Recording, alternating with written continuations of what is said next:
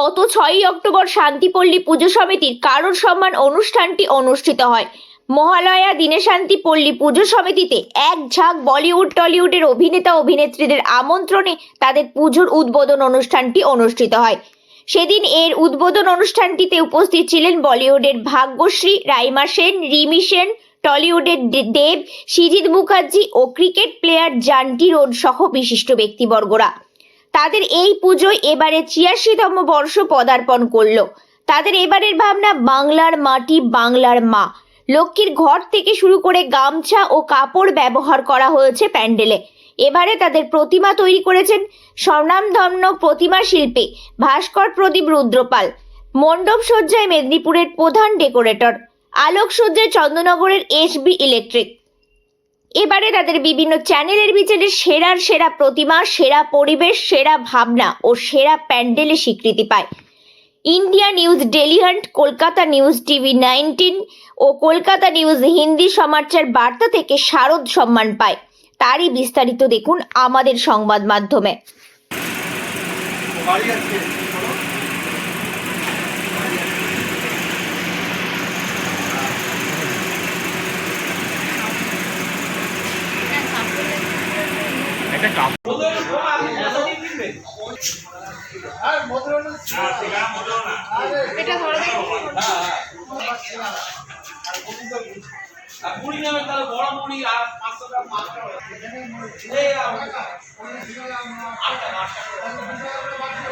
এই ৮৬তম বর্ষে যে পদার্পণ করলো সেই ব্যাপার সেই কী বার্তা দেবে?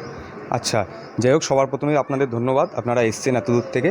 তা এবারে আমাদের ৮৬তম বর্ষে আমাদের যে পরিকল্পনা সেটা হচ্ছে বাংলার মাটি, বাংলার মা। আমাদের এই যে টোটাল প্যান্ডেল দেখছেন, এর মধ্যে মাটির হাঁড়ি, সরা, মাটির ঘণ্টা, এইসব দিয়ে আমাদের টোটাল প্যান্ডেলটা ডেকোরেট করা হয়েছে।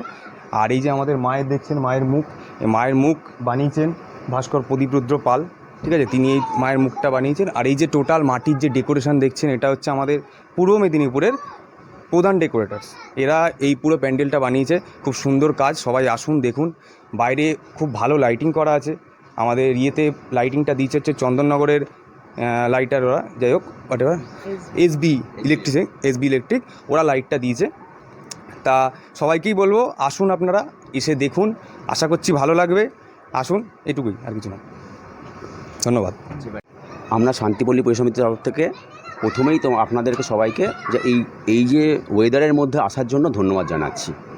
আমাদের শান্তিপল্লী পুজো সমিতি এবছর ৮৬ বছর পালন হচ্ছে। আমাদের এবারে যে থিম হয়েছে বাংলার মাটি, বাংলার মা। টোটালটাই সাবিক আমলের তুলে ধরা হয়েছে।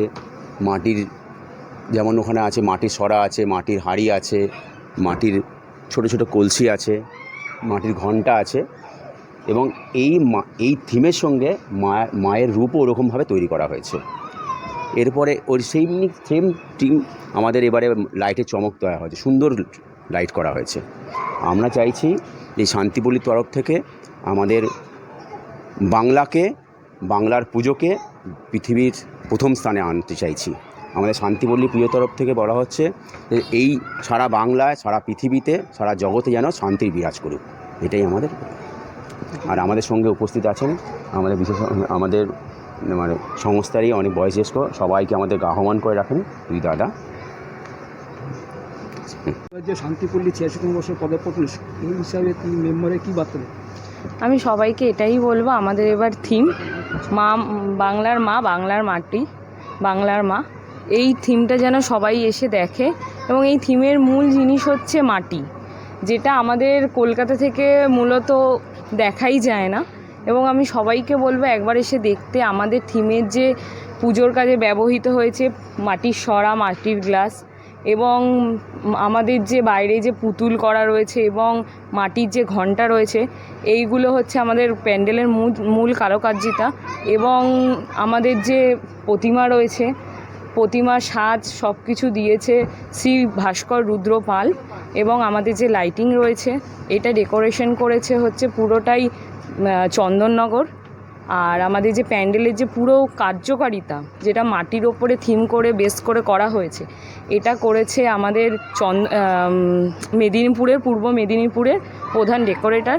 এবং প্রত্যেকের উদ্দেশ্যে আমি এটাই বলতে চাইবো, একবার করে আমাদের এখানে শান্তিপল্লী নিবাস, এখানে একবার করে এসে দেখতে, এবং প্রত্যেকটা জিনিস দেখার মতন আছে, একবার এসে অবশ্যই দেখবে। তোমার নাম?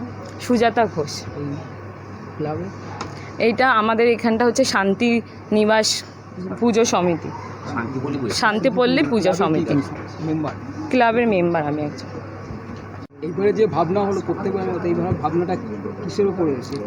মানে এটা একটা গ্রাম্য পরিবেশের মধ্যে যেহেতু ভাবনাটা হয়েছে, আমাদের এই গ্রাম বাংলার আমরা যে চিত্রকলা, এই যে প্যান্ডেলটার মধ্যে আমরা তুলে ধরতে চেয়েছি। আমাদের তো প্রতি বছরই একটা পুজোর একটা আলাদা আলাদা থিম হয়, এবার আমরা চেয়েছি একটু নতুন রকম, অন্যরকম একটা ভাবনা করতে। যেহেতু একটা গ্রাম্য, মানে যেহেতু এখানে সব কিছু মাটির দিয়ে তৈরি করা হয়েছে, মাটির আদলে তৈরি করা হয়েছে, তো এই কারণে আমি বলতে চাই এটা পুরোটাই আলাদা। অন্যবারের প্রত্যেকবারের পুজোর থেকে এটা পুরোপুরি এটা আলাদা হয়েছে। এটা গ্রাম্য পরিবেশে যেহেতু হয়েছে, মাটির পুতুল দেওয়া হয়েছে, তারপর এখানে পুরো লোক পরিবেশটাই আলাদা। তো এটাই হচ্ছে ব্যাপার, আলাদা। তোমার নাম? রূপকথা সাহা। কি ক্লাবে? হ্যাঁ, আমি একজন মেম্বার এই ক্লাবের।